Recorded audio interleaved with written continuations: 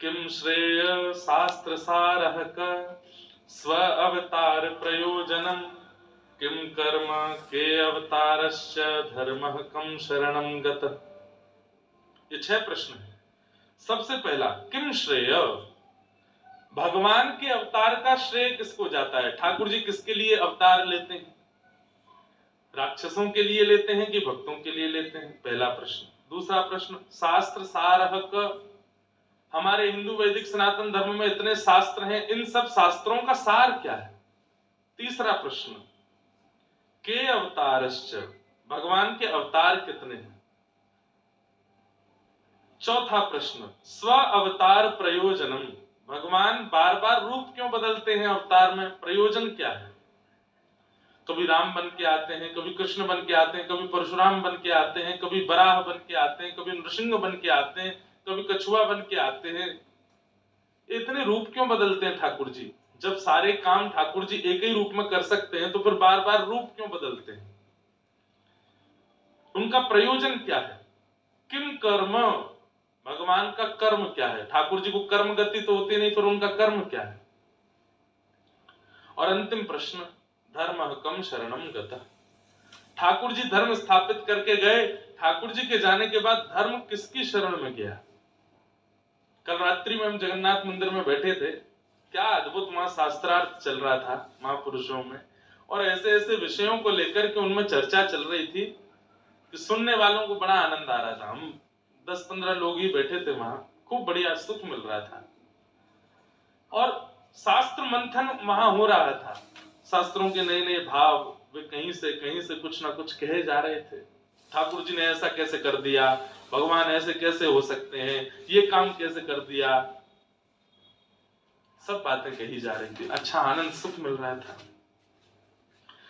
तो ये 6 प्रश्न हैं, इन्हीं 6 प्रश्नों में कथा सुनाई गई। पहला प्रश्न क्या है?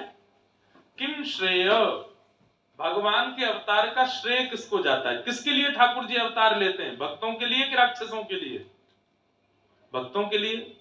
ये तो आप बोल गए ऐसे, लेकिन ठाकुर जी की क्रियाओं पर जब दृष्टि डालते हैं तो फिर किसको मार? अघासुर मारो, बकासुर मारो, धैनुकासुर मारो, अरिष्टासुर मारो।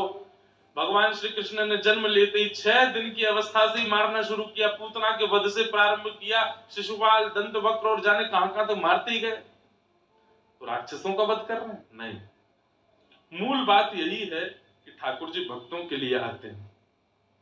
राक्षसों का वध वैकुंठ में बैठ करके भी किया जा सकता है, पर सबरी के बेर वैकुंठ में बैठ के नहीं खाए जा सकते। उसके लिए तो आना पड़ेगा। राक्षसों पर कृपा, ये तो ठाकुर जी वैकुंठ में बैठे बैठे भ्रगुटी टेढ़ी कर करके भी कर सकते हैं, लेकिन गोपियों के घर के मक्खन को वैकुंठ से कैसे चुराएंगे? उसके लिए तो आना पड़ेगा। तो भक्तों के भाव की स्वीकृति के लिए ठाकुर जी का अवतार हुआ है, राक्षसों का वध प्रधानता नहीं है। किम श्रेय, तो श्रेय किसको जाता है? भक्तों को। भक्तों के लिए ठाकुर जी आते हैं। मेरे लिए आए, आपके लिए आए, हम सबके लिए ठाकुर जी इस धराधाम पर आते हैं, ताकि यहां लीला करके यहां के सुंदर स्थानों को पवित्र करके ठाकुर जी हम पर अनुग्रह कर सकें, इसलिए ठाकुर जी आए।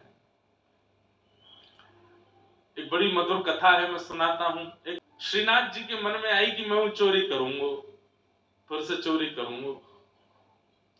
5000 वर्ष पहले ठाकुर जी ने चोरी करी थी ब्रजमंडल में, लेकिन वही ठाकुर जी जब 500 वर्ष पहले गिरिराज जी से श्रीनाथ जी के रूप में प्रकट भये और श्री गिरिराज जी के ऊपर विराजमान हो गए,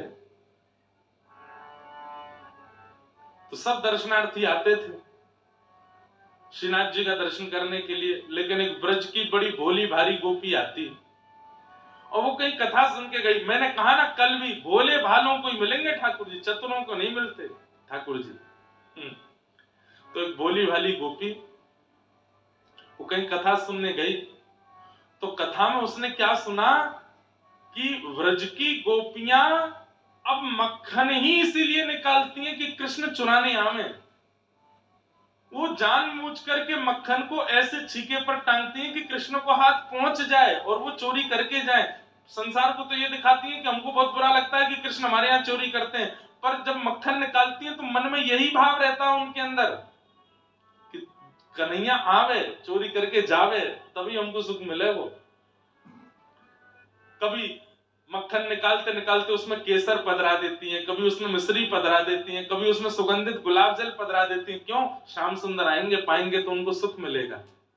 और जब चोरी करके ठाकुर जी चले जाते हैं तो शिकायत करने जाती हैं गोपियां यशोदा मैया के पास। वत्सान मुंचन क्वचित समय क्रोश संजात हास, मैया अपने लाला को समझा लो, बहुत बिगड़ गया ये। यशोदा मैया के सामने जाके इतनी क्रूर बन जाती हैं और घर लौट करके जब आती हैं तो एक दूसरे से कहती आती हैं, अच्छा लगा ना? श्याम सुंदर को बुलाए करके जब यशोदा डांट रही, कैसा छोटा सा कितना मधुर लग रहा, कल के और बढ़िया बार मक्खन निकालेंगी और ऐसी जगह धरेंगी कि खिड़की से सुगंधी चली जाए। अरे सुगंधी नहीं जाए तो ये बानर आदि देख करके जाके कृष्ण को संकेत कर दें कि वहां बहुत बढ़िया बार मक्खन निकलो लाला, वहीं चलेंगे चोरी करवे। ये गोपियां जानबूझ करके मक्खन निकालती हैं और ऐसी जगह रखती हैं कि ठाकुर जी चोरी करें, क्योंकि इनकी इच्छा है। अब यही कथा एक गोपी सुन रही थी, भोली भारी गोपी। उसने सुना कि गोपियां मक्खन इसलिए निकाल करके छीके पर रखती हैं कि श्याम सुंदर आवेंगे और चोरी करेंगे।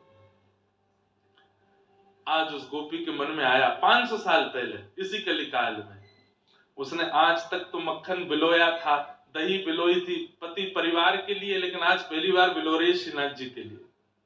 और बिलोते बिलोते मन में भाव आ रहा है, ऐसा मधुर मक्खन है श्याम सुंदर, कभी मेरे यहां भी आके पाए के जाओ। सुंदर मक्खन को बढ़िया हंडी में लगायो, छीके पर रखो। अब चिंता कर रही है, छीको बहुत ऊंचा है, कहीं ऊंचे छीके को देख करके ठाकुर जी लौट तो नहीं जाएंगे। नहीं, क्या को नीचा कर दूं, थोड़ा नीचा कर दे, नहीं और नीचा कर दूं। एक डंडा लेके आई, वहीं पास में धर दियो, मन करेगा तो यही फोड़ के खा लेंगे। आसपास कुछ ऐसी सामग्री रखी कि कहीं भागने की इच्छा करेंगे तो कोई सामग्री गिरेगी तो आवाज आएगी तो मुझको पता चल जाएगी कि आए थे। सब व्यवस्था ऐसी करी है कि श्याम सुंदर आवे। एक दिन, 2 दिन, 3 दिन, 4 दिन, 10 दिन निकल गए, ठाकुर जी नहीं आए। कोई रात्रि में आवाज नहीं आई, छीको ज्यों को त्यों है, डंडा वहीं को वहीं रखो है। तो मन में विचार करने लगी, श्याम सुंदर आ नहीं रहे, ऐसा है सके, इतने व्यस्त हैं, उनको पता नहीं होगी कि मैंने मक्खन निकालो, उनको बताया हूं। तो छीके को अपने सिर पे लेकर के मंदिर दर्शन करवे जावे और दूर खड़ी खड़ी छीके को ऐसे ऊपर को मुख जो है ठाकुर जी की ओर करे, बढ़िया वारो मक्खन है लाला, धोरी गैया चर के आवे गिरिराज जी पे, ऐसी बढ़िया बढ़िया औषधि खा के आवे और फिर बाकी औषधि पेट में जाए करके दूध बने, वासों में दूध निकालूं, दही जमाऊं, वहां से मक्खन निकालूं। मक्खन धरो है, यहाँ में केसर भी है, मिश्री भी है, लाला आजा। ठाकुर जी को जाकर के उसने ऐसा लोभ दिया कि सामने खड़े हुए श्रीनाथ जी के मुंह से लार टपकने लगी। और ठाकुर जी तो मूर्तिमंत खड़े हैं। कुम्भन दास जी ये सामने बैठ करके मंजीरा बजाए कीर्तन कर रहे थे ठाकुर जी का। कीर्तन करते करते इनकी नजर ऊपर गई तो मूर्तिमंत ठाकुर जी के जब होठों से लार टपकती हुई देखी तो ये नीचे से देख कर बोले, जय जय कहा भयो? तो इशारे में बोले, पर्दा कर तब बताऊंगा। पर्दा कियो, भीतर जाके पूछे कहा भयो जय जय। अब भीतर नहीं जाते थे, बाहर से ही दर्शन करते थे। बोले गोपी है, ऐसा मधुर मक्खन निकाल के लावे और पीछे तो लोभ दे करके मुंह को दिखावे। मेरा तो मन है रो बाकी आंखों मक्खन खा लो। अरे कौन सी गोपी मुंह को पता बताओ बात, तो मक्खन मैं ले आऊंगा और हमारी इतनी बड़ी रसोई घर है, यहाँ बढ़िया मक्खन निकलवाए के भोग लगवाए दूंगा। ठाकुर जी बोले, वाह में स्वाद नहीं आवे। अरे कुम्भना तेने कभी चोरी को खायो? कुम्भन दास जी बोले, कभी अवसर नहीं मिला चोरी का खाने का, आपकी कृपा प्रसादी मिल जाती वही पा लेते। बोले तो तू कैसे जाने वो चोरी को कैसे स्वाद हो गया? अरे कुम्भन दास, आज तू रसोई में करवाए के मक्खन खा और एक बार मेरे संग चोरी को खाए के आइयो, चोरी वारो स्वाद तू को इतना भावेगो जीवन भर फिर चोरी करके ही खावेगो। कुम्भन दास जी बोले, हमको चोरी नहीं करनी जय जय, और आपको भी नहीं करनी। ये कोई द्वापर युग थोड़ा ही है। द्वापर में ज्यादा से ज्यादा उखल से बंधे थे, यहाँ तो जेल है जाएगी सीधी। ठाकुर जी बोले ना ना, मुझे तो चोरी करनी है। कुमनदास जी बोले कैसे करनी है बताओ। बोले तू एक काम कर। बोले कहा, रात्रि में जब मंदिर बंद है जाए, बस खिड़की पे आए के ठाड़ो है जाइयो, मैं आ जाऊंगा। बूढ़े बड़े बेचारे कुमनदास जी, रात्रि में मंदिर बंद हुआ। अब ठाकुर जी और कुमनदास जी के बीच की बात है, मंदिर में और किसी को नहीं पता। रात्रि में कुमनदास जी खिड़की के पास आके ठाड़े है गए। इतने में ही खिड़की, छोटी सी खिड़की, वहां में से ठाकुर जी की पाग दिखाई दी। आहा, मुख निकर के आयो, हाथ से ठाकुर जी तो अचल, ठाकुर जी तो सचल हो गए। कुमनदास जी तो देख करके आनंदित हो गए। जय जय, इतनी उत्सुकता, इतने व्याकुल हो रहे हो मक्खन पाने के लिए। अरे तो ना पता, मैंने सुगंधित मुंह को अनुभव है क्यों, बहुत जोर को मक्खन है वहां गोपी के घर को पाके आऊंगा आज। बहुत दिन है पायो ना, तो चल मेरे संग। और यहाँ कंधा पे दोनों पैर लटका करके, सिर पे हाथ धर के ठाकुर जी बैठ गए। कुमनदास जी ऐसे पैर पकड़ के ठाकुर जी को लेके जा रहे हैं। जय जय, जानो कहाँ है। बोले आगे तो दाहिने मुड़ जा, सीधो चल, आगे एक पोखरा आवेगो, वह पोखर ते बाएं मुड़ जाइयो, फिर मां सीधो चलियो, फिर एक पीपल को वृक्ष आएगो, बातें फिर दाएं। बोले तुम्हें कैसे पता सब रास्ता। बोले अरे वो गोपी रोज आए के बताए कि जाए, वो चाह रही है वह गावा के घर को मैं चोरी कर जाऊं, वही ने मुझको रास्ता बतायो, चल दे। कुमनदास जी के बीच बीच में आंसू आ जाते हैं, कितनी बड़ भागनी है वो गोपी, जिसके घर ठाकुर जी स्वयं चोरी करने जा रहे हैं। प्राचीन घरों में छत होती थी, पर आंगन के लिए खुली होती थी, आंगन में खुला रहता था। ठाकुर जी और कुमनदास जी ऊपर से भीतर आंगन में आए गए। आंगन में आए करके धीमे धीमे ठाकुर जी देखो कहां छीको, कुमनदास देखियो। कुमनदास जी बोले जय जय बोलो। बोले हाँ वही है, चल आजा, तू खड़ा है जा, तेरे कंधा पे मैं खड़ा है जाऊंगा, छीको हाथ में आ जाएगा, प्रेम से पाएंगे। कुमनदास जी खड़े हैं, ठाकुर जी के चरण पकड़ रखे हैं, ठाकुर जी खड़े है गए, छीको पकड़ करके ऊपर से मक्खन निकाल करके प्रेम से पा रहे हैं। कुमनदास जी बोले बहुत बढ़िया जय जय, अरे मैं आया हूं सहायक संग में मुगु पवाए तो ने। तो ठाकुर जी मक्खन निकाले, मुख से लगावे, और एक तो नवनीत, और वहां में ठाकुर जी को अधरामृत चाट करके जो नेकाद हाथ में बच जाए, वाकु ठाकुर जी एक हाथ से छीका पकड़ के ऐसे नीचे करें, एक मना मुंह खोल। अब मुंह तो पता नहीं चले, तो कभी आंख में लग जाए, नाक में लग जाए। हाँ जेरो मुंह खोल ले आपको। अब कुमनदास जी मुंह खोले तो ठाकुर जी अपने अपने भुजा से उनको मक्खन पवा रहे हैं। कुमनदास जी तो खो गए, मंत्रमुग्ध हो गए, सुध बुध नहीं रही। कुमनदास जी को लड़खड़ाने लगे चरण। ठाकुर जी बोले का कर रहो, इन्हें धीमो खड़ा रहे। अरे जय जय, ऐसो अधरामृत दियो है आपने, अब पाम टिक नहीं रहे मेरे। अरे नेक देर और डटो रे, नेक और खाए लो फिर चल रहे। तो कुमनदास जी के मन में आई, मैंने इतने रूप देखे इनके, एक बार देखूं तो सही चोरी करते हुए लगे कैसे। तो जैसे ही अब कुमनदास जी तभी देखेंगे जब छोड़ के आगे चले जाएंगे। तो कुमनदास जी ऐसे पकड़े पकड़े नीचे से देखने का प्रयास कर रहे हैं, लग कैसे रहे हैं।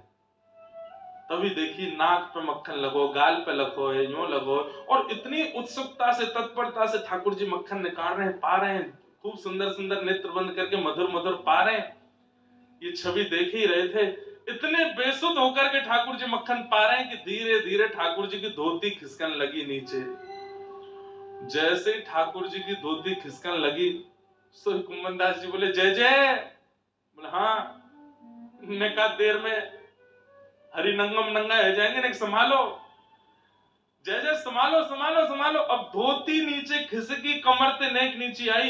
इतने में ठाकुर जी ने चतुर्भुज रूप धारण कियो, दो भुजा से धोती पकड़ी और दो भुजा से मक्खन पा रहे हैं। ऐसे चतुर्भुज ठाकुर जी के दर्शन आज तक कोई ने नहीं किए। कैसे हैं? दो भुजा से धोती पकड़ रखी है और दो भुजा से छीको पकड़ के मक्खन खाना नहीं रोकूंगा, चाहे धोती उतर जाए। कुमनदास जी के नेत्र सजल हो गए। और जैसे ही उस छवि को देखा, एक तो अधरामृत मुख में चला गया, तो वैसे ही पाम नहीं ठहर रहे थे। अब चतुर्भुज रूप में ठाकुर जी की ऐसी लीला देखी, मक्खन के प्रति तत्परता देखी, और ऐसे धोती पकड़े ठाकुर जी, तो कुम्मन दास जी तो बेसुध हो गए। और जैसे ही बेसुध होकर के लड़खड़ाए, ठाकुर जी बोले कहां कर रहे हो, कहां कर रहे हो, एक कुम्मना ने एक संभाल संभाल संभाल। इतने में तो ठाकुर जी हिले और छीके से मटकी नीचे गिरी, जोरते फूटी आवाज भई, पूरे घर के लोग उठ गए, चोर चोर चोर चोर चोर चोर। ठाकुर जी बोले भाजो यहाँ से भैया, कल युग है, यहाँ अगर मैं चोरी कर तो पकड़ोगे तो बहुत बुरा हो जाएगा। ठाकुर जी तुरंत उछल कूद करके छत के लांग करके भाज गए। कुम्मन दास जी वहीं खड़े, क्या छवि, मुख पे मक्खन लगो है, नाक पे मक्खन लगो, आंख पे मक्खन लगो है, बस यूं ही ठाड़े हैं। इतने में गोपी आई, माने लालटेन जलाई, बोले अरे बाबा मोड़ा, तो शर्म ना आई है, इतने बुढ़ापे में चोरी करवे आए हो यहाँ पे। लिए डंडा लेके महाराज कुम्मन दास जी में 2-4 बार दर्द धर दिए। कुम्मन दास जी को दर्द नहीं है, रोए। कुम्मन दास जी ने थोड़ी देर बाद नेत्र खोले और वह गोपी को देख करके चरणन में प्रणाम करके, तू है सखी बड़ भाग बड़ी, नंदलाल तेरे घर आवत है, तू है सखी बड़ भाग बड़ी। अरे सखी, तू कितनी बड़ी बड़ भागन है। साक्षात ठाकुर जी, पूरा विश्व 56 भोग लेके उनके पास जाता है, पर वो तेरी मक्खन की हंडी को खाए के काजे तेरे यहाँ है। और तेरे यहाँ आए हैं, ये बात एक नहीं है, कितनी तत्परता, कितनी उत्सुकता, योजना बना रहे हैं, ऐसे खाऊंगो, ऐसे चुराऊंगो, ऐसे लेके। अरे चतुर्भुज रूप प्रकट करके, जो चतुर्भुज रूप का दर्शन ठाकुर जी ने महाभारत के युद्ध मैदान में अर्जुन के अलावा युधिष्ठिर को भी नहीं कराया, वो चतुर्भुज रूप तेरे घर पे आए के प्रकट कर लियो, तेरे मक्खन को खावे के काजे। तू कितनी बड़ भाग्य है। तू अपनो श्रृंगार करत है, तू अपनो श्रृंगार करत है, ये दर्पण हाथ दिखावत है, दर्पण हाथ दिखावत है। कुम्मन दास जी को ऐसा लगने लगा कि भाई या गोपी के घर में जितनी भी सामग्री है सब ठाकुर जी, और ये गोपी जो कुछ भी करती है ये नहीं करती, ठाकुर जी इसके लिए करते हैं। तू है सखी बड़ भाग बड़ी, नंदलाल तेरे घर आवत है, तू है सखी बड़ भाग बड़ी।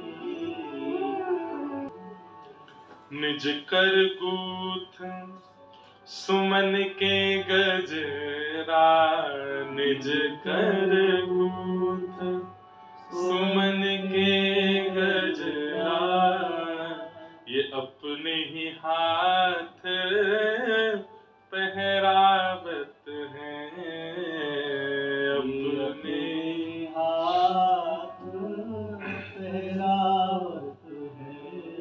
कुंभन दास लाल गिरधर के, कुंभन दास लाल गिरधर, ये तो तेरे ही हाथ बिकावत है, तेरे ही हाथ। कुम्मन दास जी कह रहे हैं, ऐसे प्रेमी भक्त अगर ठाकुर जी को पकड़ करके कहीं बेकाबू आएंगे ना, ठाकुर जी बिक भी जाएंगे।